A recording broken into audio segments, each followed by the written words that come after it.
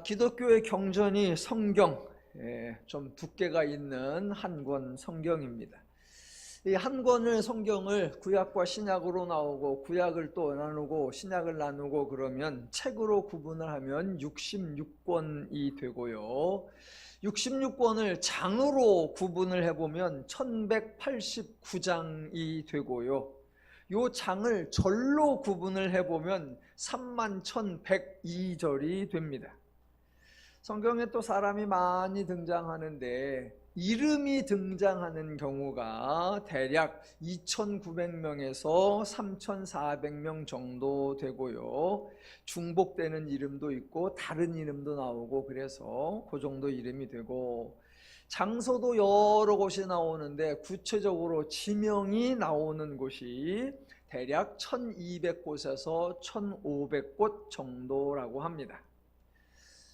우리나라의 어떤 기독교 단체에서 기독교인들을 대상으로 성경에서 가장 좋아하는 장소가 어디입니까? 가장 좋아하는 인물이 누구입니까? 가장 좋아하는 구절이 무엇입니까? 라고 조사를 해보았다고 합니다.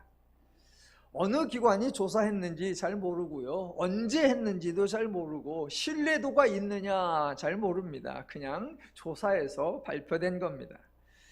가장 좋아하는 장소 1위가 예루살렘이었고요. 가장 좋아하는 인물 1위가 다윗이었다고 합니다. 그렇다면 가장 좋아하는 구절은 어디였을까요? 성도들이 가장 좋아하는 구절 1위는 마태복음 6장 9절로 13절까지 일명 주기도문이라고 하는 구절이었다고 합니다. 그 구절을 뽑은 사람에게 왜 이 구절을 좋아합니까? 라고 했더니 대답이 너무나 명쾌했습니다. 이 구절을 암송하면 교회의 모든 모임이 끝납니다. 그래서 그 구절을 좋아했답니다.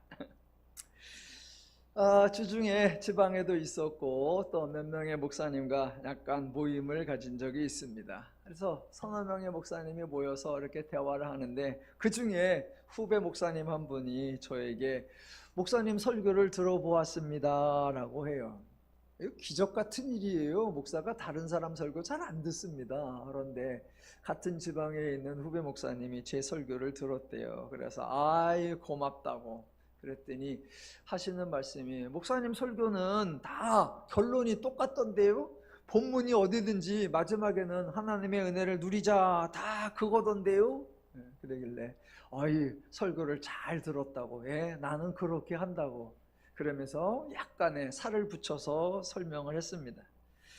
인간은 하나님을 걱정하는 것이 아니다. 하나님과 인간 중에 하나님이 인간보다 아는 게 더 많고 하나님이 인간보다 가진 것도 더 많고 하나님이 인간보다 할 수 있는 것도 더 많고 하나님이 인간보다 사는 것도 훨씬 더 오래 사시는데 도대체 인간이 왜 하나님 걱정을 하고 도대체 인간이 어떻게 하나님을 도와줄 수 있느냐?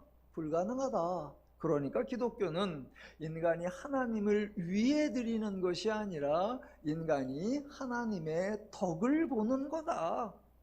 그러니까 성도는 하나님 때문에 고생하지 말고 하나님으로 말미암아 즐겁고 신나고 행복하게 살자. 이게 내 설교의 핵심입니다 라고 했어요.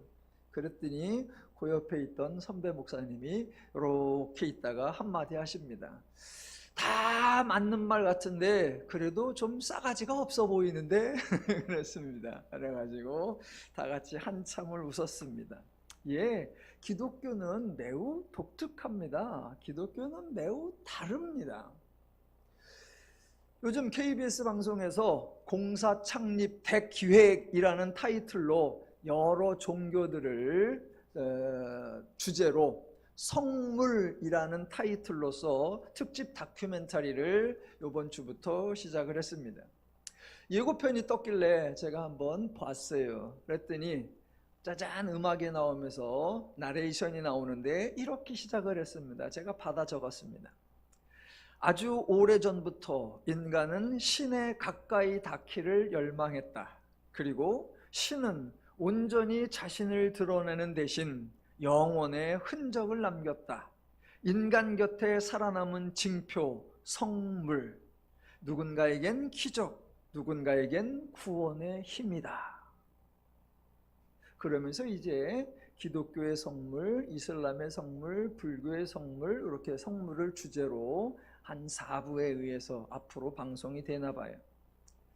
예, 배경음악이 매우 경건하여 저절로 숙연해지고, 배경 화면이 예사롭지 않아 저절로 겸손해지고, 등장하는 내용이 각 종교들이 매우 중요하게 여기는 성물, 즉 영적인 물건들이기에 그 성물들을 대하는 각 종교의 성도들의 모습이 매우 진지하고 경외감이 느껴지는 모습이었습니다. 그렇게 보여주는 방식, 그렇게 설명하는 패턴이 전형적인 인간의 종교성, 전형적인 죄적인 방식에 근거할 뿐 기독교적이지 않습니다. 기독교는 정말 많이 다릅니다. 그래서 오죽하면 하나님이 스스로 거룩하다라고 하실 정도였습니다. 조금 차이가 나는 게 아니라 완전히 차이가 나고, 많이 비슷한 부분이 있지만 일정 부분 다르다가 아니라 완전히 다릅니다. 사람들이 주변에서 종교에 관하여 말하는 것, 종교 행위에 관하여 말하는 것, 그런 것들과 기독교가 실행하는 종교적 양식은 완전히 다릅니다. 처음부터 다르고, 과정도 다르고, 내용도 다르고, 방식도 다르고, 결론이 다르고, 다 다릅니다. 우리나라 옛날 말로 하면 송두리째 다르다. 예, 다 달라요. 기본적으로 타종교에서는 신과 인간이 구별되어 있습니다. 신은 말 그대로 신계에 속하고, 인간은 말 그대로 인간계에 속하기 때문에 신과 인간은 범접할 수 없는 차이가 있고, 간격이 있고, 거리가 있습니다. 그래서 아까 그 방송의 나레이션에서 하는 대로 신은 감추어져 있는 존재, 신비로운 존재, 미지의 존재로 여겨지고, 그래서 인간이 신을 찾아 나서고, 더 나아가 신이 되거나 신의 반열에 들려고 다양한 종교적 노력, 수행 등을 행하지요. 타종교는 그렇게들 해요. 그러나 기독교에서는 신과 인간이 구별되어 있지 않습니다. 신이 감추어져 있지 않습니다. 인간이 신을 찾아 나설 이유가 없고, 신에게 가까이 가려고 종교적으로 여겨지는 어떤 행동을 할 이유나 필요가 없습니다. 그런 수행들은 대부분 인간에게 매우 어려워서 고행이 되기도 합니다. 기독교는 그런 걸 할 필요가 없습니다. 성경에 나타나는 대로 하나님이 먼저 등장을 하시고, 하나님이 먼저 말씀을 하십니다. 하나님이 감추어져 있다? 베일 속에 담겨 있다? 미지의 응에 속해 있다? 아니요. 하나님이 먼저 자신을 노출시키고, 하나님이 자신에 대하여 친히 말하고 설명하고 가르쳐서 알려줍니다. 그래서 타종교에는 없이 기독교에서는 그것을 계시라고 하는 거예요.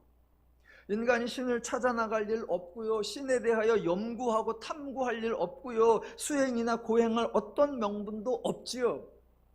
그걸 성경에서는 아주 멋있고 고상하게 표현했죠. 하나님이 하나님의 형상과 모양을 따라 인간을 창조하셨다라고요.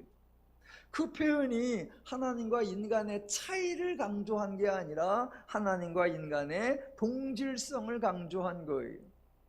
하나님은 인간과 비교하여 내가 더 높다라고 주장하지 않고, 그러니 인간에게 너희는 낮아져라 라고 강요하지 않으십니다.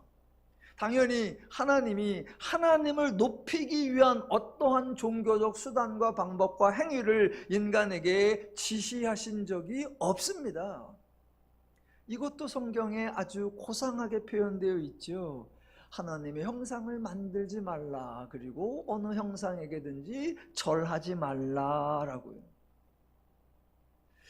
예, 기독교에는 세상 사람들이, 죄인들이 생각하는 그런 종교적 색채가 없습니다. 그래서 기독교 매우 쉽고 매우 편하고 매우 자연스러운 거예요.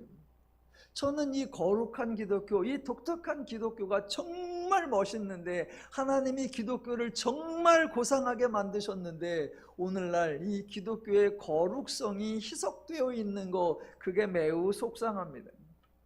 하나님이 만드신 그대로 누리면 정말 좋은데 인간이 자꾸 뭔가를 첨부하고 인간이 뭔가 바꾸어서 더 악화시킵니다.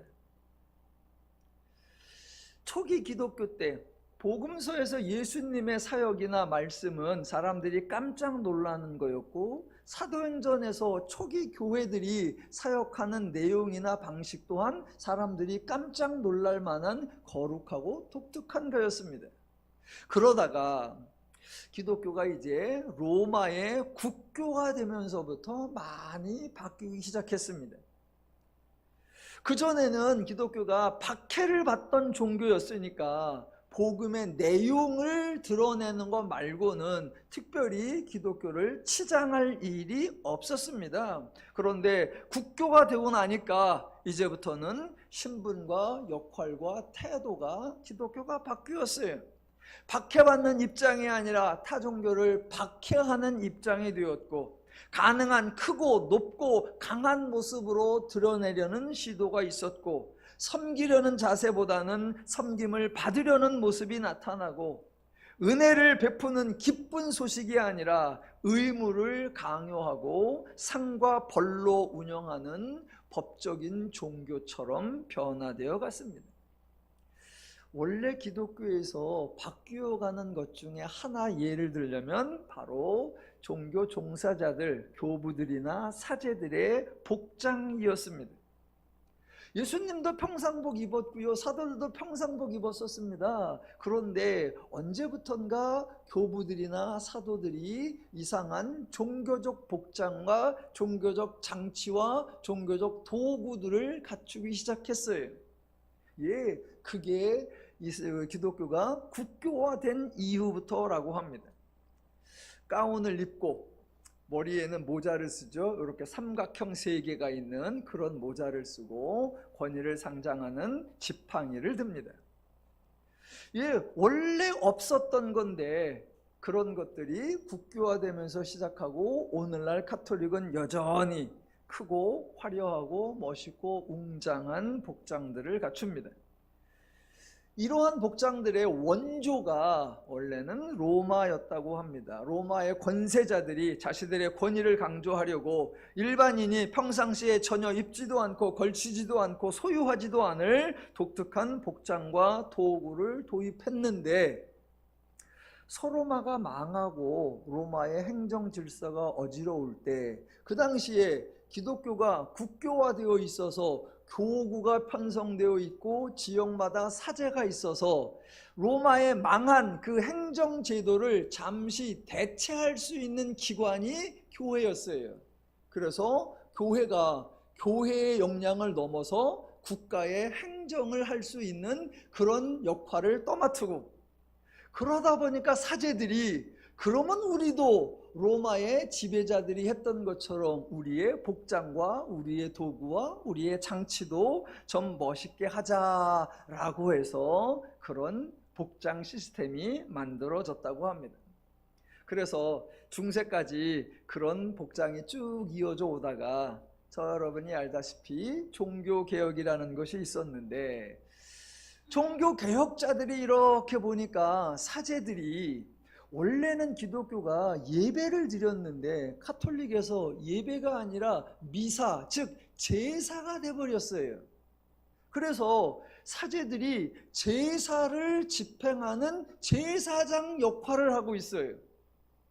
개혁자들이 보니까 아니, 예수님의 십자가 사건은 한 번으로 끝나는 거니까 미사가 아니라 예배가 되어야 하고, 사제는 제사장이 아니라 성경을 가르치는 교사이어야 하지 않느냐. 그러니까 그럼 우리 개혁자들은 사제의 복장을 입지 않겠다라고 사제복을 벗었어요.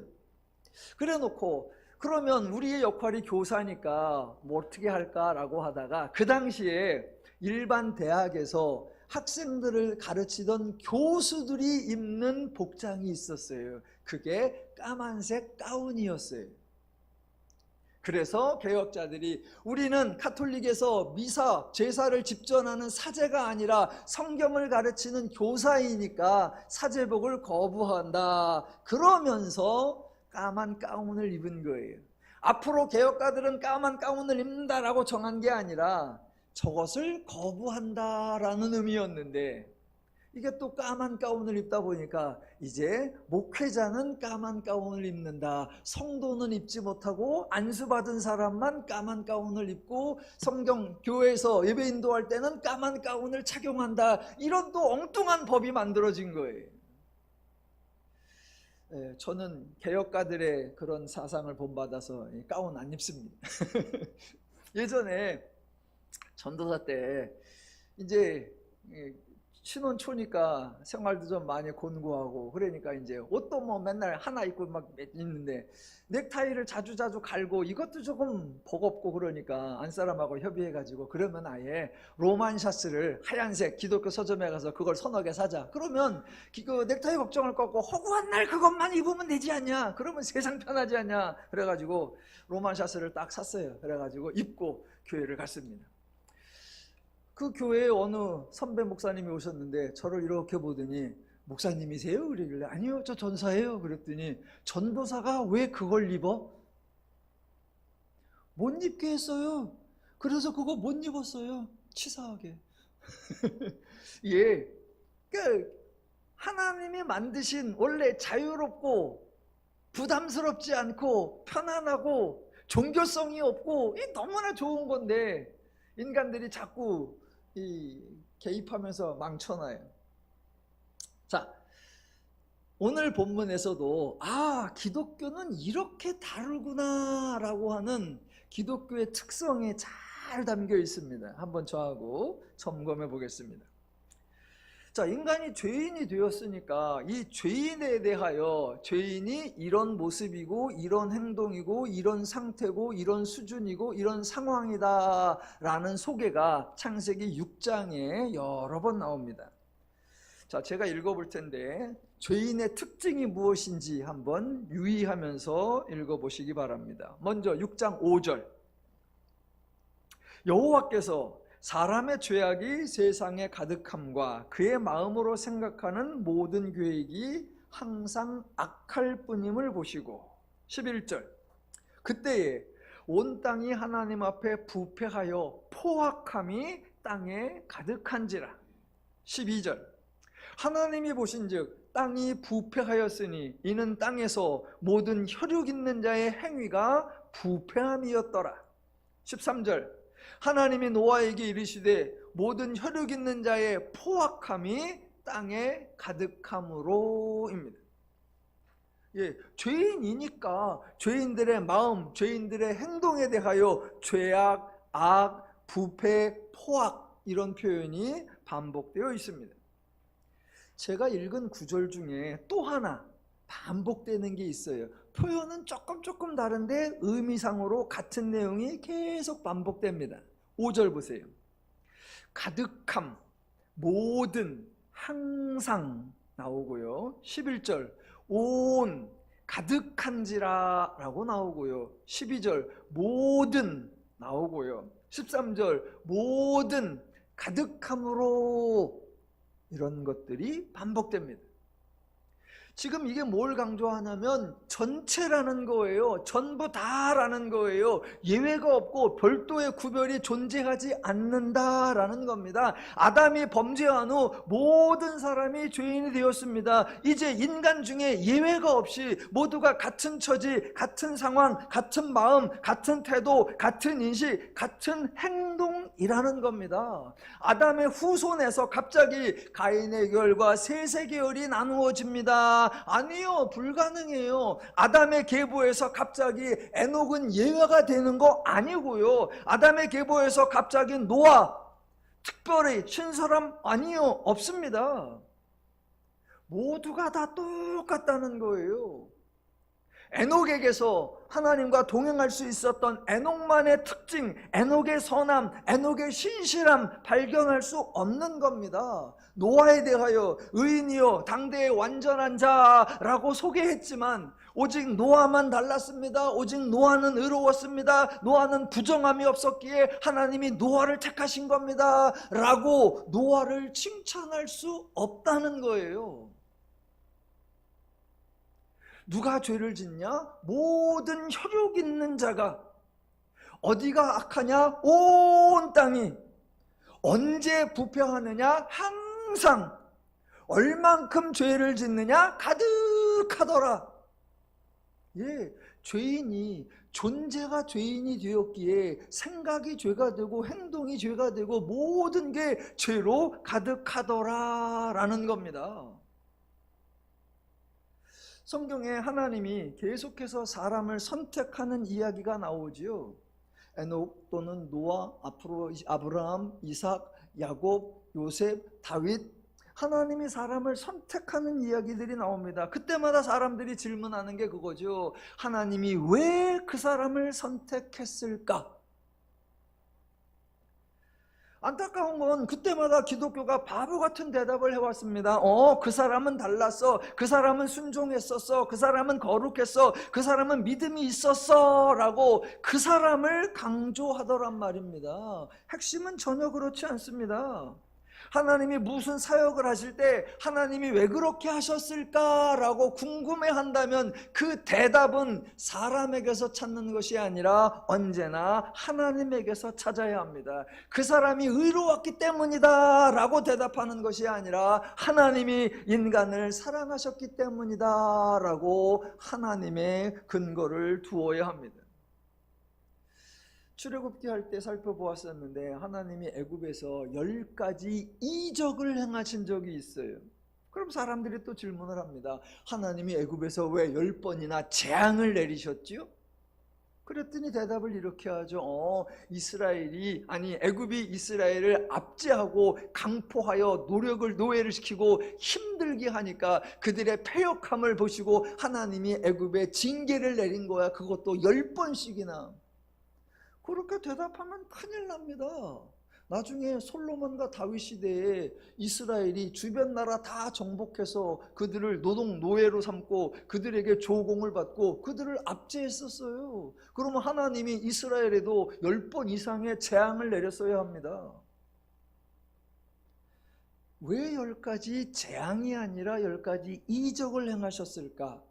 이스라엘도 애굽도 모두가 하나님을 모르고 있으니 다양한 이적을 통하여 하나님은 이것도 하실 수 있는 분, 하나님은 이렇게도 하실 수 있는 분이라고 하나님을 알리기 위하여 계시하신 것이다 라고 대답을 해야 합니다.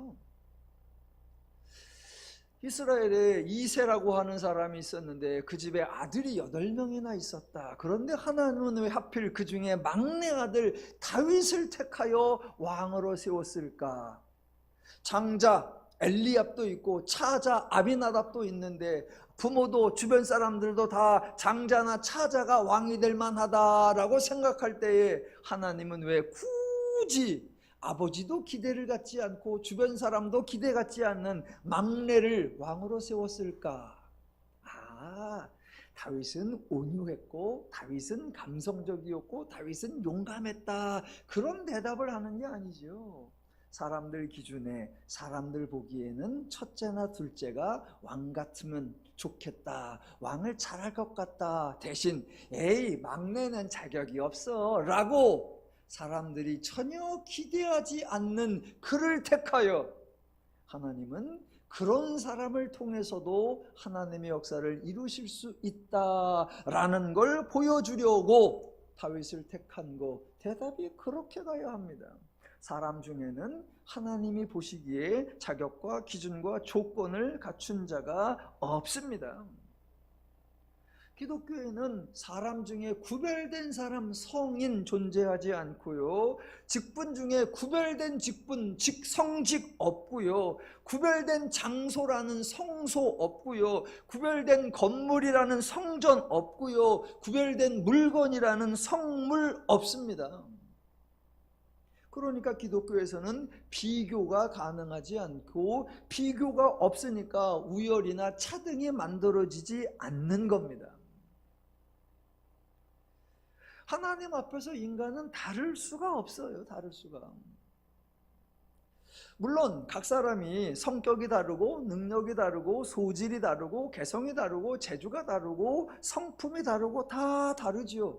예, 이걸 무시하자는 게 아니라 기독교에서 하나님의 기준에 근거한다면, 하나님의 기준은 인간이 하나님을 아느냐, 인간이 하나님의 마음과 심정이 있느냐, 인간이 하나님의 기준과 개념이 있느냐, 인간이 하나님의 원리와 방식으로 행하느냐, 이건데, 예, 모든 죄인이 이 기준에 적합한 사람 하나도 없습니다. 그러니까 하나님이 누구를 쓰신다? 아무나 쓰신다. 예, 하나님은 아무나 데리고도 하나님의 역사를 능히 하실 수 있다라는 거예요. 기독교의 궁극적 목적이 뭐다? 하나님이 어떤 역사를 이루고 하나님의 업적을 만들어내는 것이 아니라 인간들에게 하나님을 계시해서 이 죄인들이 하나님을 알아 하나님으로 말미암아 죄를 이기고, 그래서 인간들이 즐겁고 신나고 자유롭고 평안하고 행복하게 살고 있느냐, 이게 기독교의 핵심이고 하나님의 관심입니다. 기독교는 사람을 나누는 게 아니에요. 그런데 세상에서는 종종 구분을 하죠. 자주 하죠. 그런데 가끔 가다 보면 정말 말도 안 되는 구분을 하는 경우가 있습니다. 하나 예를 들어 볼게요. 윤리적인 측면에서 뭔가 부적절한 문제가 발생했다라고 해서 방송에 보도가 나올 때도 있습니다. 그러면 뭔가 좀 부적절한 범죄 행위가 나올 때 그것을 소개할 때 꼭 이런 표현들이 나옵니다. 이번 사건에는 사회 지도층도 포함되어 있다고 합니다. 아니, 사회 지도층은 윤리가 다릅니까? 물론 일반인들에 비해 더 엄격한 윤리적 기준이 요구되기는 하지요. 이 말은 사회 지도층은 더 수준 있는 윤리적 능력을 갖추었다라는 의미가 아니지요. 다만 윤리적 문제에 노출될 위험성이 더 많으니까 더 조심하자라는 의미일 뿐입니다. 공부를 잘하는 거하고 윤리적 능력과 관계가 없고요. 운동을 잘하는 것이 죄를 이기는 것과 상관이 없고요. 돈이 많은 것이 도덕적 행동과 아무 연관이 없고요. 나이가 젊거나 많은 것이 정직한 생활하는 것과 영향을 주지 못하고요. 남자냐 여자냐라는 것이 바른 생활과 연결고리가 없고요. 어떤 직업에 종사하느냐가 선하게 사느냐와 아무 접점이 없습니다. 그런데 우리는 맨날 보도에서 보는 게 이거예요. 음주운전으로 걸리면 이번 사건에는 대학 교수도 어쩌고, 불법으로 부동산 거래하다 걸리면 다수의 의사도 포함되어 있어, 도박장에서 걸리면 현직 검사도 어쩌고 저쩌고, 성매매하다 걸리면 심지어 변호사도 어쩌고 저쩌고, 폭행사건으로 걸리면 관련자 중에는 목사도 있다 어쩌고 저쩌고, 이런 보도. 영어 잘하는 것과 축구 잘하는 것이 상관성이 없고 수학 못하는 것과 운전 못하는 것이 연관성이 없는 것처럼 어떤 사람의 학력이나 직업이나 성별이나 연령이나 재산 정도 등이 죄를 이기는 것과 전혀 상관이 없고 하나님이 사람을 선택하는 기준에 전혀 고려사항이 되지 않습니다. 그래서 하나님이 어떤 사람의 자격이나 조건이나 능력을 보고 그 사람을 선택한다? 말이 되지 않습니다. 그래서 저는 신학교에서 이런 말이 없어져야 된다고 생각해요. 하나님이 마음 놓고 쓰실 수 있도록 준비하자. 준비된 일꾼이 되어서 하나님이 마음껏 쓰시게 하자. 없어요, 없어. 하나님 보시기에 쓸만한 사람, 하나님의 조건을 충족시킬 만한 사람, 그런 건 애당초 존재하지 않습니다. 그러니까 당연히 기독교에서는 인간 간에 상호 경쟁하는 것이 가능하지 않습니다. 경쟁하는 것이 없으니까 상호 간에 시기나 질투를 할 이유도 없습니다. 그래서 기독교는 인간에게 뭐를 주시는 거다? 상을 주는 게 아니라 은혜를 주는 거예요. 인간의 행동, 인간의 공적에 따라 보상을 해주는 것이 아니라 전적인 하나님의 은혜를 베풀어 주는 거예요. 우리 주변에 어떤 사람이 은혜를 받았다고 합시다. 은혜를 받았다고. 그럼 누군가 질문할 거예요. 아니, 그 사람은 왜 은혜를 받았대? 어떻게 은혜를 받았대? 대답을 뭐라고 해야 된다고요?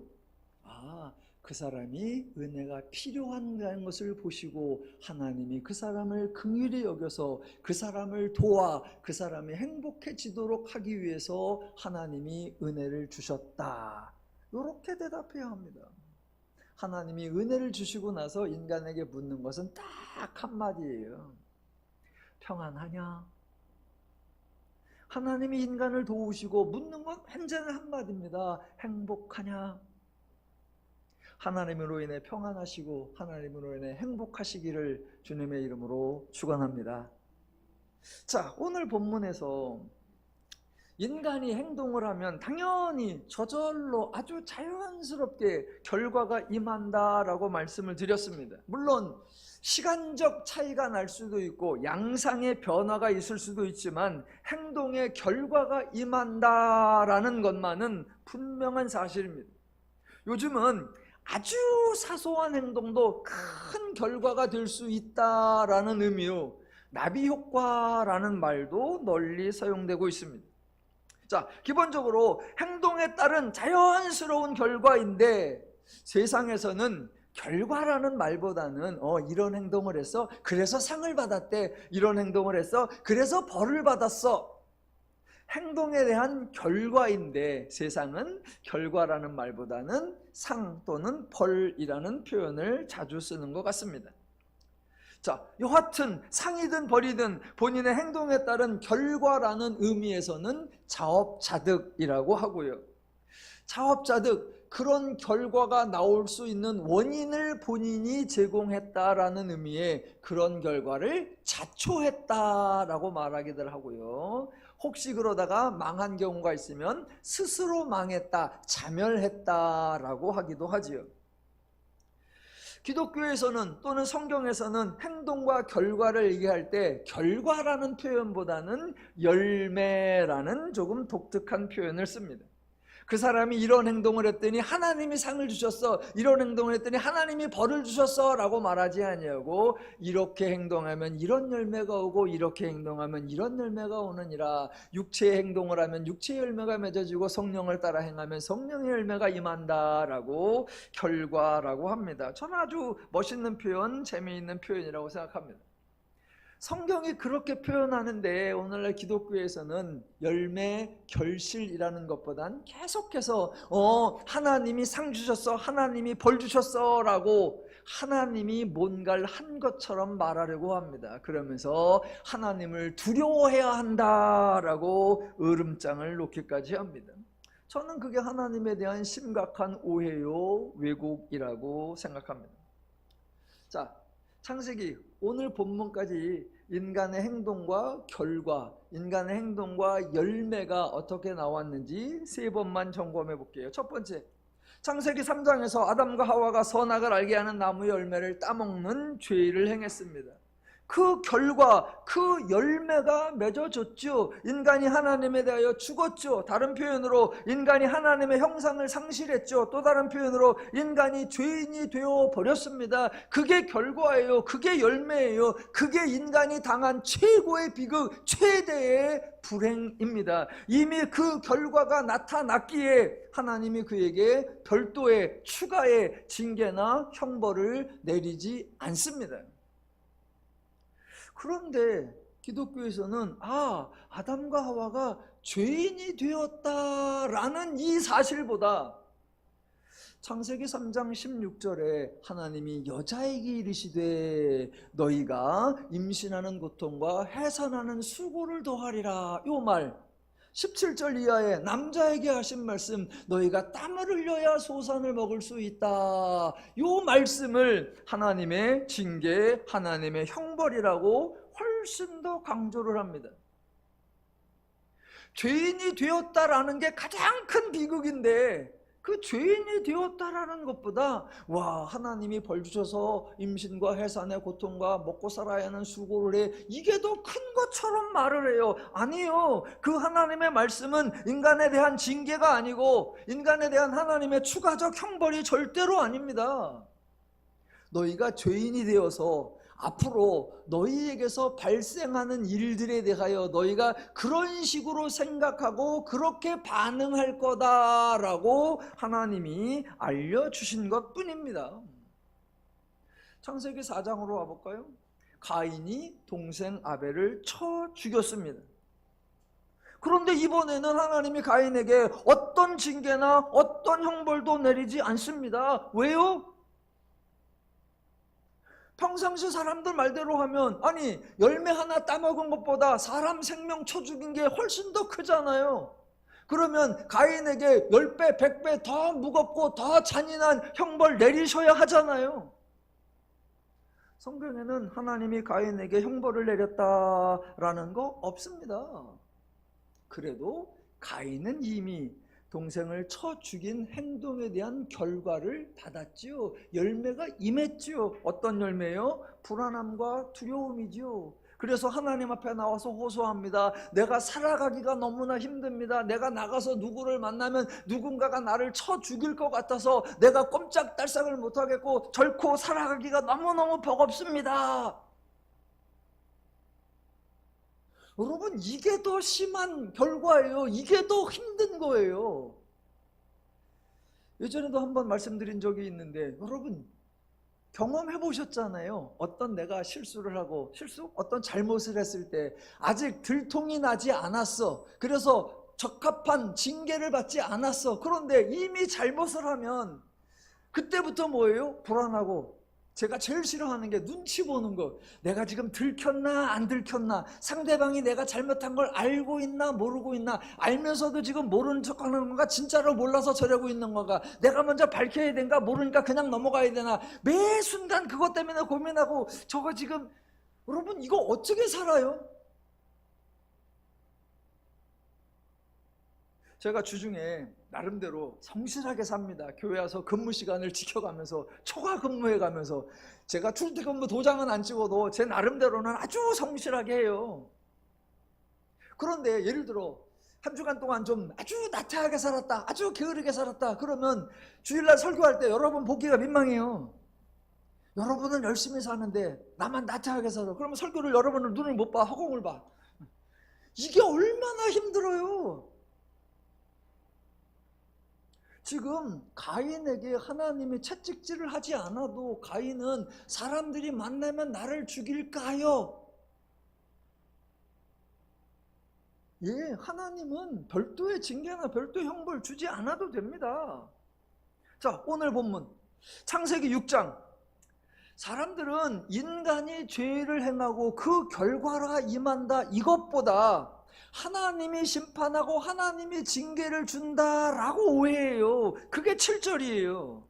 6장 7절, 이게 하나님의 형벌이라고 생각하는 거예요. 이르시되 내가 창조한 사람을 내가 지면에서 쓸어버리되 사람으로부터 가죽과 기는 것과 공중의 새까지 그러하리니, 이게 하나님의 징계나 형벌이고 이 징계와 형벌이 앞으로 7장과 8장에 나오는 홍수 사건이다 라고 생각합니다. 아니요, 전혀 그렇지 않아요. 왜 아닌지를 오늘 설명드릴게요. 자, 오늘 본문. 자, 인간의 행동과 그 행동에 대한 결과가 소개됩니다. 5절 볼게요. 사람의 죄악이 세상에 가득함과 그의 마음으로 생각하는 모든 계획이 항상 악할 뿐임을 보시고. 자, 요건데 내용적으로는 순서를 조금 바꾸어야 합니다. 먼저 사람의 생각이나 행동이 나오고 그 뒤에 결과가 나오는 순서로 바꾸어야 돼요. 그렇게 바꿔서 읽어보겠습니다. 그의 마음으로 생각하는 모든 계획이 항상 악할 뿐이기에 사람의 죄악이 세상에 가득하더라. 이렇게 되는 거예요. 아, 생각하는 모든 계획이 항상 악하구나. 그러니까 행동이 악하고 그래서 죄악이 세상에 가득해지는구나. 예, 내용이 정확하게 맞아떨어집니다. 죄악이 세상에 가득한 삶, 이런 세상에 사는 것 자체가 이미 불행이고요. 그 불행에는 추가적인 형벌이 될 이유가 없습니다. 자, 11절 한 번 더 볼게요. 온 땅이 하나님 앞에 부패하여 포악함이 땅에 가득한지라. 하나님이 보신즉 땅이 부패하였으니 이는 땅에서 모든 혈육 있는 자의 행위가 부패함이었더라. 자, 요것도 순서를 바꾸어 보겠습니다. 인간의 행위가 먼저 언급되고 이어서 인간의 행동에 대한 결과가 소개됩니다. 자, 12절 후반부부터 먼저 보십시오. 이는 땅에서 모든 혈육 있는 자의 행위가 부패함이었더라. 그래서 11절 온 땅이 하나님 앞에 부패하여 포악함이 땅에 가득한지라. 전혀 새로운 게 아닙니다. 5절, 6절의 그 순서와 11, 12절의 순서가 같은 거예요. 한번 상상을 해보십시오. 포악함이 땅에 가득한 동네에 여러분이 살고 계신다. 예, 그 자체가 이미 지옥이라고 생각될 겁니다. 거기에 무슨 별도의 추가적인 징계가 의미가 있습니까? 자, 두 번으로 끝이냐? 아니요, 한 번 더 나옵니다. 13절 하나님이 노아에게 이르시되 모든 혈육 있는 자의 포악함이 땅에 가득함으로 그 끝날이 내 앞에 이르렀으니. 자, 이번에는 순서도 바꿀 것이 없고 사실 그대로 원래 순서대로 아주 정확하게 표현되어 있습니다. 먼저 인간의 행동에 대하여 모든 혈육 있는 자의 포악함이 땅에 가득함으로 그 결과가 나오죠. 그 끝날이 내 앞에 이르렀으니. 여러분, 이게 홍수 사건을 이해할 수 있는 결정적 힌트예요. 자, 앞에 5절에서 사람의 죄악이 세상에 가득함이라 라고 했고 11절에서는 세상 대신에 땅이라고 나옵니다. 그래서 포악함이 땅에 가득한지라 라고 했어요. 여기 나오는 땅은 말 그대로 흙이나 땅이 아니라 당연히 사람들이 살아가는 세상입니다. 그래서 5절의 세상이나 11절의 땅이 히브리 원문 단어로는 같은 단어예요. 같은 단어. 그래서 죄악이 세상에 가득하고 포악함이 세상에 가득하다라는 거예요. 자, 정리. 5절에 사람의 죄악이 세상에 가득하였고 11절에 부패하여 포악함이 땅, 즉 세상에 가득하였다. 이게 그들이 생각하는 게 악하고 그들의 행동이 악하여 그 악함과 죄악과 포악함이 온 땅에 가득하였다. 이게 결과예요. 죄악과 포악이 온 땅에 가득하였다. 그 결과를 조금 더 구체적으로 표현한 게 뭐냐? 13절. 그 끝날이 내 앞에 이르렀으니입니다. 인간이 죄악을 해, 인간이 포악을 해, 인간이 부패해. 그래서 그 결과, 그 끝날이 이르렀다라는 거예요. 그래서 사실 그 다음에 나오는 13절 맨 마지막 9절, 내가 그들을 땅과 함께 멸하리라. 이거는 없어도 됩니다. 없어도 돼. 왜요? 이미 끝날이 이르렀는데, 저절로 끝장이 나는데, 자연스럽게 멸망이 되는데 굳이 하나님이 나서서 내가 그들을 땅과 함께 멸하리라 이렇게 하실 이유가 없습니다. 저들이 생각이 악하고 그래서 행동이 악해. 그래서 죄악과 포악이 세상에 가득 찼어. 그래서 세상의 끝날이 이르렀어. 이제 저절로 끝나. 이제 자동적으로 끝나. 하나님이 가만두어도 끝나게 돼 있어. 거기다가 하나님이 굳이 내가 그들을 멸하리라 그러실 이유가 없습니다. 만약 하나님이 멸하지 않으면 그 끝날이 오지 않는다. 그러면 하나님이 멸하셔서 끝을 낼 수 있습니다. 그런데 이미 죄악이 가득 차고 이미 포악함이 가득 차서 끝날이 이르렀습니다. 그냥 두면 끝이고 가만히 두면 끝이고 하나님이 아무것도 하지 않아도 끝이 나고 자동으로 끝이 나는데 뭐하러 하지 않아도 될 일을 하나님이 하십니까? 우리 평상시 그런 말 하잖아요. 아니 저절로 그렇게 되는데 내가 뭐하러 거기다가 물을 묻혀. 저절로 되는데 거기다 뭐하러 내가 내 손에 피를 묻혀. 예, 자동으로 돼요. 그러니까 지금 사람의 죄악이 그 정도는 아닌데 하나님이 잔뜩 화가 나서 하나님이 저들을 징계하려고 하나님이 싹 멸절시킨다. 아니요, 그런 의미가 전혀 아닙니다. 아이, 목사님, 성경에 하나님이 그렇게 말씀하셨잖아요. 한 번도 아니고 두 번, 아니 두 번도 아니고 세 번이나 말씀하셨잖아요. 맞아요. 하나님이 세 번씩이나 말씀하셨어요. 첫 번째가 7절. 내가 창조한 사람을 내가 지면에서 쓸어버리되 사람으로부터 가축과 기는 것과 공중의 새까지 그리하리니. 13절 두 번째, 내가 그들을 땅과 함께 멸하리라. 세 번째가 17절, 내가 홍수를 땅에 일으켜 무릇 생명의 기운이 있는 모든 육체를 천하에서 멸절하리니. 보세요, 축하만 목사님, 그거 하나님이 두 번 말씀하셨습니다 라고 하는데, 와, 세 번이나 말씀하셨고 그렇다고 기록되어 있잖아요. 그러니까 이거는 진짜잖아요. 하나님이 멸절시키는 거잖아요. 아니요. 그렇게 말씀하신 게 맞고 그렇게 기록되어 있는 게 맞는데, 이거는 하나님이 인간에게 형벌을 내리는 것이 아니고 하나님이 인간을 멸절시키는 게 절대로 아닙니다. 왜 아니냐면, 자, 11절과 12절에 보면 부패하여라는 표현이 여러 번 나옵니다. 여기 부패하여라고 번역된 이 단어가 히브리 원문으로 샤하트라고 하는 단어인데, 그 뜻이 부패하다, 파멸하다, 폐허가 되다, 무너지다, 파괴시키다, 더럽혀지다, 황폐하게 되다 라고 해요.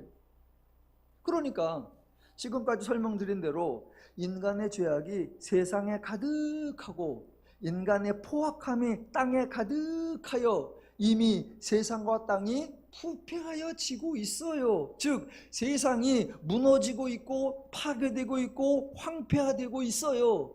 그래서 13절에 나오는 대로 그 끝날이 이르렀으니입니다. 자, 부패하여가 그런 뜻이다. 그러면 13절 마지막에 나오는 내가 그들을 땅과 함께 멸하리라, 여기 나오는 멸하리라 하고, 17절에 나오는 내가 홍수를 땅에 일으켜 무릇 생명의 기운이 있는 모든 육체를 천하에서 멸절하리니, 여기에 멸절하리니가 나와요. 13절에 멸절하리니, 17절에 멸절하리니. 그런데 여러분, 요 멸절하리니가 11절과 12절에 나왔던 부패하여 그 단어하고 똑같은 단어예요. 그러니까 인간이 땅과 세상을 부패하게 하니까 하나님이 직접 나서서 사람과 모든 생명 있는 것들을 멸하리라, 멸절하리라, 이런 의미가 아닙니다. 자, 단어가 부패하여라는 단어하고 멸절하리라라는 단어가 똑같은 단어예요. 그러니까 그 단어를 근거로 제가 한번 번역을 풀어가 볼게요. 자, 그 단어에 부패하여라는 번역으로 한번 풀어가 보면 11절이 이렇게 되는 거예요. 땅이 부패하여. 12절에서도 땅이 부패하여. 그래서 13절 그 끝날이 이르렀으니 그들이 땅과 함께 부패하리라. 17절 모든 육체가 천하에서 부패하리라. 그들이 생각이 악하고 그들이 행동이 악하고 그 악이 가득 차서 그래서 세상이 부패하고 있어. 그래서 결국은 부패하리라. 예, 부패하니까 저절로 부패로 가는 거예요. 하나님이 갑자기 개입하지 않습니다. 이번에는 똑같은 단어가 멸절하리라 라고 번역되어 있으니까 그럼 앞에서부터 멸절로 한번 풀어가 볼게요. 11절 온 땅이 멸절되고 있으니, 12절 땅이 멸절되리니, 그래서 13절 그 끝날이 이르렀으니 그들이 땅과 함께 멸하리라. 17절 모든 육체가 천하에서 멸절되리라. 생각이 악하여서 행동이 악하여서 악이 가득 차서 세상의 끝날이 이르러서 그들이 멸절되어 가고 있으니 그들이 멸절되리라. 예, 그게 다예요. 인간은 그저 행동만 했을 뿐인데 하나님이 인간을 심판하기로 작정해서 과도하게 모든 사람을 쓸어버리고 모든 육체를 멸절시키려 한다. 아니요. 인간의 행동과 하나님의 조치가 각각 분리되어 있는 게 아닙니다. 인간의 행동이고 인간의 결과이고 인간의 행동으로 말미암은 세상의 끝장이에요. 자연스러운 결실이에요. 인간이 악하여 인간이 악을 행하여 인간이 가득 차서 그것이 부패하여 부패하리라. 인간이 악하여 악한 행동을 하여 악이 가득 차서 그들이 멸절하여 그들이 멸절되리라. 끝.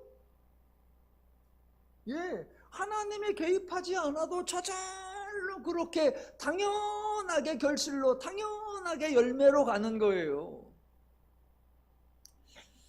혹시 이렇게 질문하실 수 있죠. 아니, 그러면 그냥 그렇다라고 말하지 왜 하나님은 마치 하나님이 직접 형벌을 내리는 것처럼, 하나님이 손수 사람을 쓸어버리는 것처럼, 하나님이 친히 생명의 기운이 있는 모든 육체를 멸절하는 것처럼 왜 3번씩이나 말씀을 해 놓으셨습니까?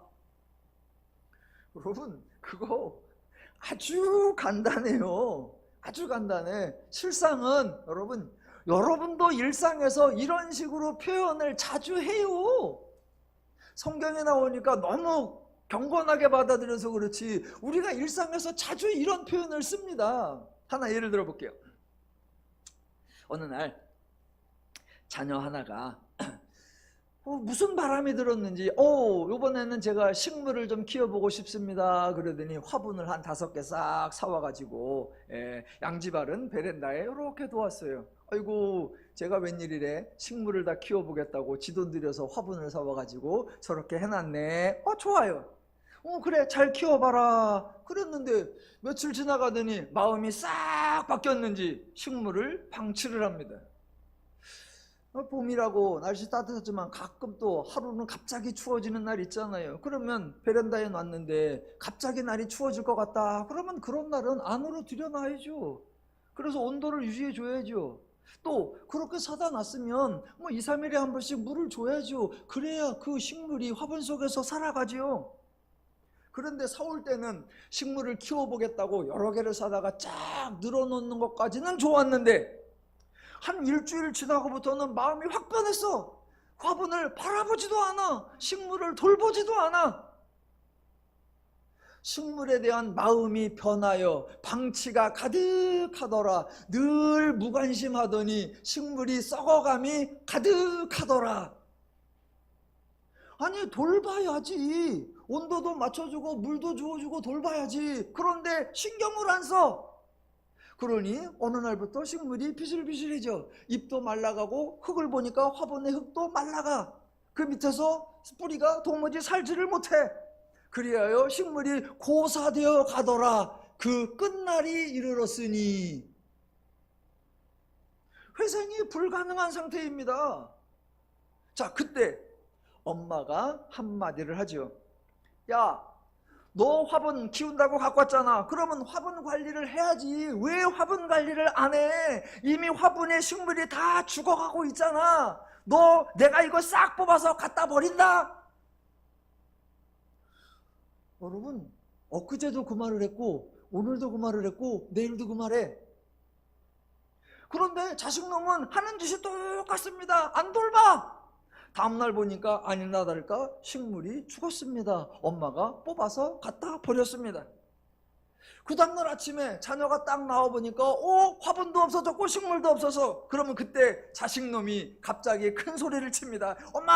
엄마가 식물을 죽였지. 엊그제 엄마가 갖다 버린다고 하더니 멀쩡한 식물을 싹 뽑아서 갖다 버렸어. 왜? 엄마는 왜 그렇게 잔인해? 식물을 죽이고 나니까 속이 시원해? 우리 집은 왜 언제나 엄마 맘대로야? 엄마는 독재야? 우리 집 얘기 아니에요.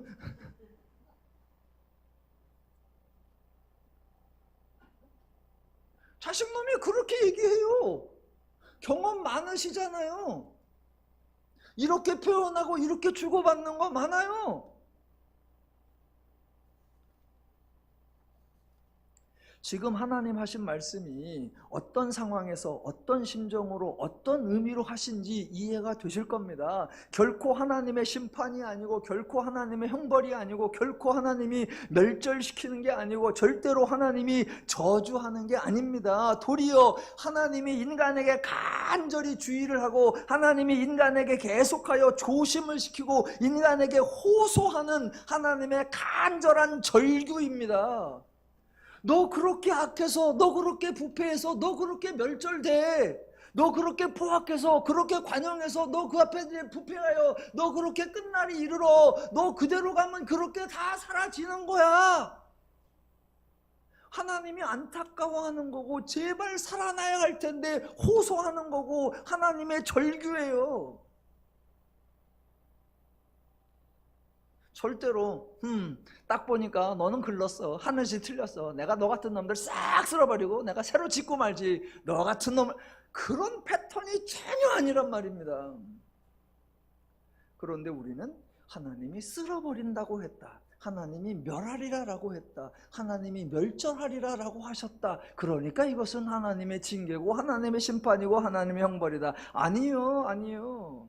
모든 것의 원인은 죄인이고 결과에 대한 모든 책임이 전적으로 죄인입니다. 하나님은 결코 인간에게 원망받을 일 하지 않으시고, 하나님은 결코 인간을 힘들고 고단하고 불행하게 만드는 일 하지 않으십니다.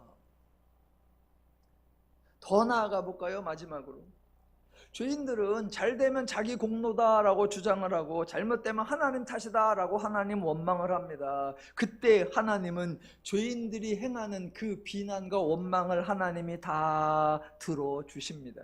하나님이 하지 않은 일임에도 불구하고 마치 하나님이 하신 것처럼 모든 비난을 하나님이 감수하십니다. 하나님이 그 일을 주도적으로 저질렀기 때문이 아닙니다. 하나님이 일정 부분 책임이 있어서도 아닙니다. 그렇게라도 불행을 겪는 인간이 마음이 달래지기를 바라시는 거예요. 그래, 네가 내 탓을 하고 싶냐? 그래야 네 마음이 좀 수월하냐? 네가 나를 조롱하고 나를 모독해야, 그래야 네가 죄책감이 조금이라도 줄어드냐? 그렇게라도 해서 네 마음에 보탬이 될 것 같다면 그렇게도 하라. 모든 건 내가 뒤집어 쓰마. 이게 인간을 대하시는 하나님의 마음이고 하나님의 자세이고 하나님의 태도입니다. 예, 우리 하나님 정말 인간을 너무너무 사랑하고 너무너무나 존중해 주시는 아주 귀하신 분이에요. 저는 우리 하나님을 어떻게 하면 잘 설명하고, 우리 기독교가 어떻게 하면 자유롭고 멋있게 소개가 되고, 우리 성도님들이 어떻게 하면 신나고 행복할까, 성경을 풀어서 설명을 드리려고 애를 쓰고 있습니다. 하나님은 우리의 보호자이시며, 하나님은 우리의 후원자이시며, 하나님은 우리의 안내자이십니다. 우리 더누림의 성도 여러분들은 하나님을 바로 알아서 하나님으로 말미암아 일상에서 죄를 이기시고 하나님의 복락을 항상 범사에 풍성히 누리며 사시기를 주님의 이름으로 축원합니다. 기도하겠습니다.